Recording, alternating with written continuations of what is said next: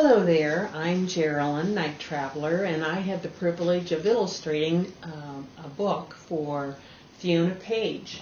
The book was called Bettina the Bold, and it's about a butterfly that goes through the life cycle from a chrysalis to coming out of the chrysalis and discovering that she is unable to see. She's a blind butterfly. And the adventures and experiences that she goes through to learn how to be accepting of her world and how not to be angry, and she learned a lot of things, including how to become friends with some of the other creatures in the story.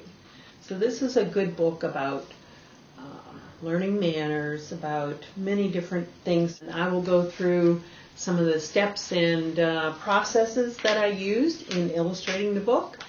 I do want to point out that there is one page. This page was inspired by a walk through the woods one day with my sister many years ago, and I stopped to take a picture of the scenery, and it inspired me to add it into the children's book. Well, here's Fiona Page. She's also written her own biography, and her biography is called My Nightlife is 24/7. And both books you can find on her webpage, www.FionaPage.com.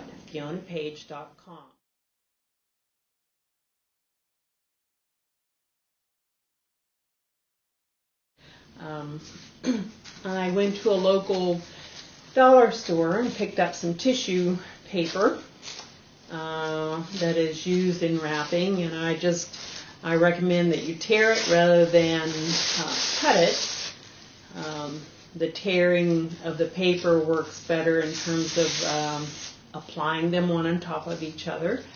And so I made different sizes. I didn't want to make them too big, but I wanted to have them big enough that I wasn't spending all the time trying to apply them to the paper. So, maybe an inch, inch and a half, 2 inches at the most. And then I took acrylic paint. You could use watercolor if you add the medium varnish that I have here. I used, most of the time I would use primary colors, red, yellow, and blue. And then I would add, mix them to get the different secondary colors. So I have here matte medium polymer varnish, and then you could also use Mod Podge or some variation of school glue. And so then what I would do would be take the color, add maybe, depending on the amount that you're doing, add maybe a spoonful, teaspoonful, or half a teaspoonful. Mix it together, and then I mix it in with the other colors too. I'm not using a whole lot of color right now, so I'm going to kind of mix in the medium varnish to all three of them.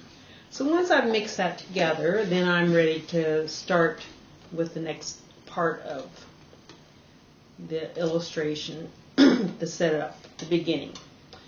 So I've got everything ready here. I've got, you can use, I would recommend using a heavy duty paper, watercolor paper, or a heavy duty drawing paper. Because you're going to be applying wet tissue to the paper, and you want to make sure you have something that's sturdy enough to handle the water. And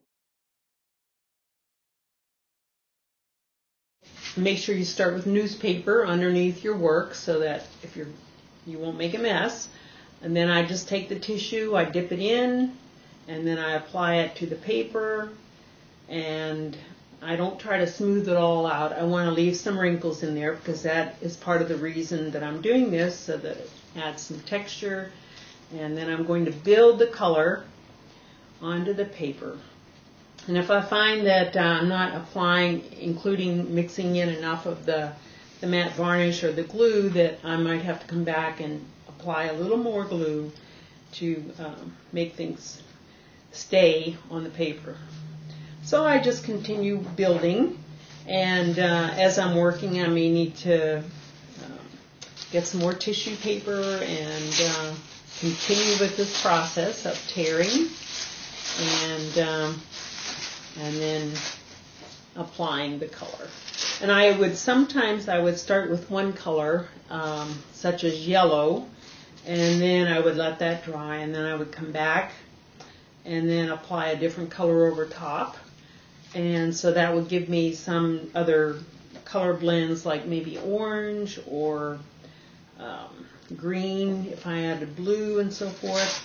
So I'm just going to continue with applying the tissue, and then I would let it dry maybe an hour or two overnight, depending on how much I've added into there. And I would build that up with color and the tissue until I have the background, and then draw my characters on the watercolor paper, paint them, finish them up, and then apply them to the background of the illustration. So that's pretty much how I've done it, and I hope that you give this a try. It's a lot of fun. It might be messy, get paint on your fingers, glue on your fingers, but in the long run you can have a lot